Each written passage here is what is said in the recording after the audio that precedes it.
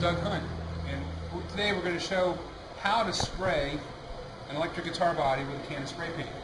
Get a lot of questions about this, and there's a lot of interest in this. So we've got a guitar body here that has been sealed with several coats of shellac, diluted a little bit with alcohol. And alcohol is the solvent for shellac, so it's just the thin washes of shellac, and after each coat, sand it back a little bit to keep it leveled off.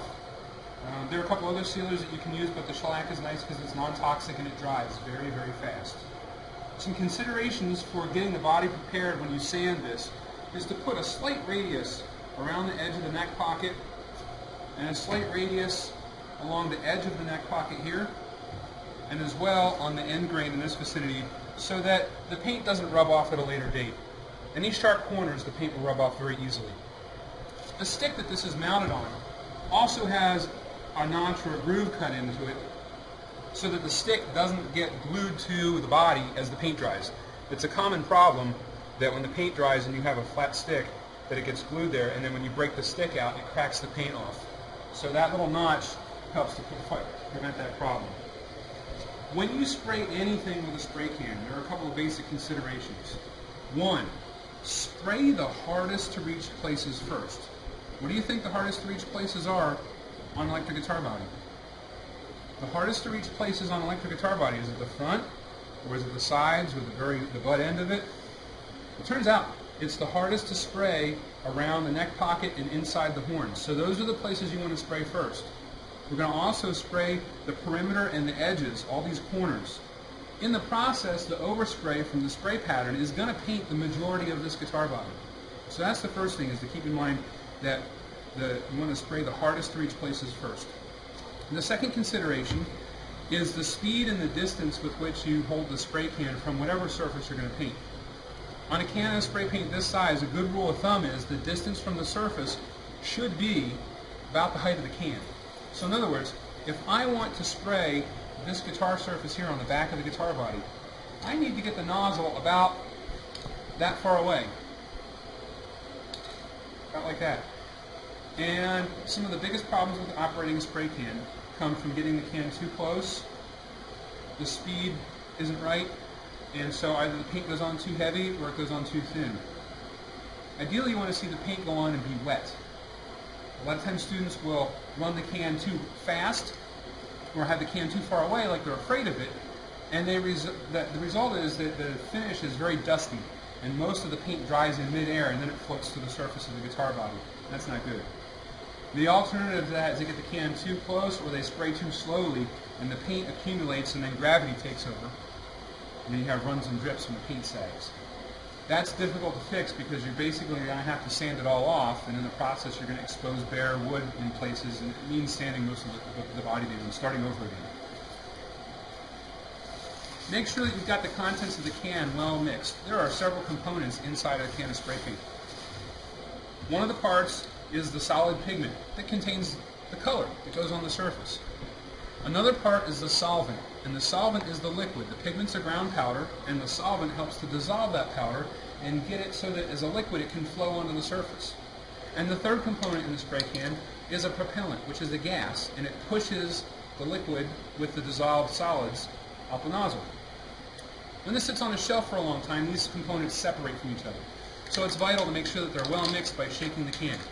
Not all, but many of the cans have metal pieces in the can, so when you shake it, they'll dislodge and they help to smash everything up and to stir it and mix it really well. So make sure the can's well mixed. Periodically, as you're painting, stop and take a pause and shake the can up. With that, I think we're ready to get started. We've got the body prepped, the edges have been sanded, smooth, rounded here a little bit like we talked about, the can's been well shaken. We're going to aim for the hard to reach places first. The spray can nozzle on this can of paint puts the paint out in a fan pattern, like in a straight line. And this nozzle can swivel, so you can adjust the fan pattern vertically up and down, and you would use that for spraying left to right. And you can swivel this nozzle to make it spray sideways, and you would use that for spraying up and down. So it's important to stop and consider which direction you plan to move the can in as you're going to spray surfaces, and make sure that this nozzle is aligned accordingly. Because if you spray up and down and the nozzle pattern is vertical, you're going to have a vertical line That's a very heavy layer of paint that's going to run. Okay? Similarly, if you spray side to side and the fan pattern is side to side, you're also going to have a heavy line of paint that's going to run. Painting inside the horns is the most difficult to reach, and what I'll often do is I'll work by myself, and I'll hold the paint can in one hand and the guitar on this stick in the other, and I'll come in and I'll paint inside the horns.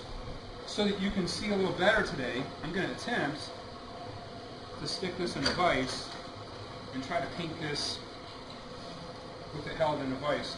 And I'm going to be moving kind of in and out in a curve pattern. I may reposition this a couple times, and I'm going to have the fan pattern for this in a horizontal pattern. So, a couple test puffs. And ideally, you want to see the surface wet and shiny. You don't want to spray on so much that it's heavy and it runs, but you also don't want it to be powdery and virtually dry as soon as you've finished. Look for the color change. And with this grain and then the gray paint, you can very easily see how it's changing color. It's wet and shiny. And this will dry pretty rapidly. Go ahead and we'll try to spray inside the other horn. And again, I don't know how well this is going to work. I'm trying to clamp this in here. But I want you to be able to see what I'm doing. I'm going to spray aim for inside here. And that vertical pattern, excuse me, that horizontal pattern is painting in here, and I'm just moving it around inside the horns. This is not how I'd normally do it, but some concessions for today. And then look at it. And I got a bare spot right here, so I'll go ahead and paint in there. And you can see how aiming for this, I've painted a lot of this radius part. I've got paint on the front of the guitar, paint on the back of the guitar. And this is going pretty well, so I'm going to keep going. I'm going to paint all of this now.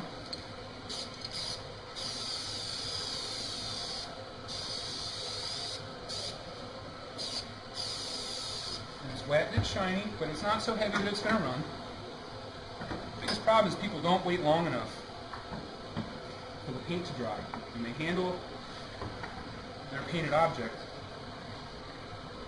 and they haven't let it cure. It may seem dry to the touch after 15 to 30 minutes, but it's not fully hardened until you let it sit overnight. So resist the temptation to mess with it. Just going on the perimeter. Change this pattern for a little bit of a diagonal so more of the paint gets on the guitar. I've got the edges pretty well painted at this point. Now what I'm going to do is I'm going to focus on maybe paint the back. Take a look and say, oh, I've got a bare spot here.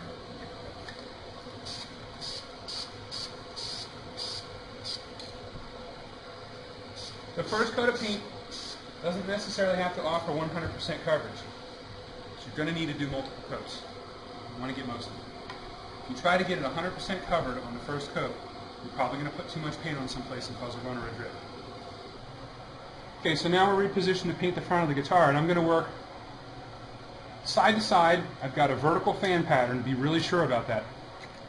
And I'm going to start and stop off the sides of the guitar, because when you first push the button down and when you release the button, the paint spray may be irregular and it may throw some large droplets of paint out.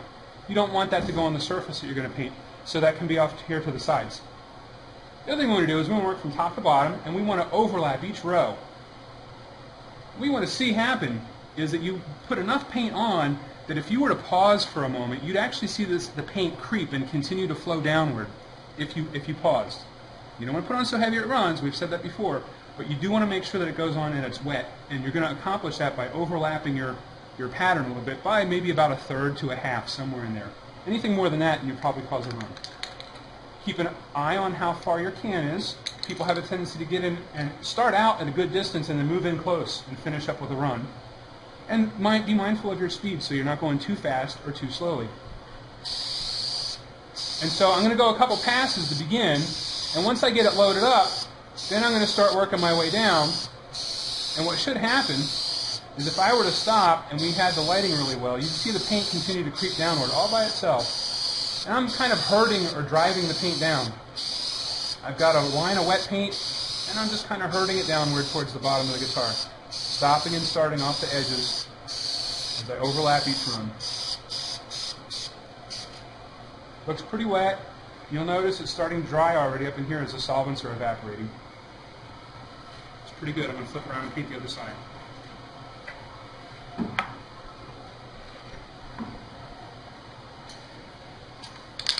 Shake. Well mixed. And that first row, a couple passes, and then once it's wet, start pushing that paint down. Slow down a little bit.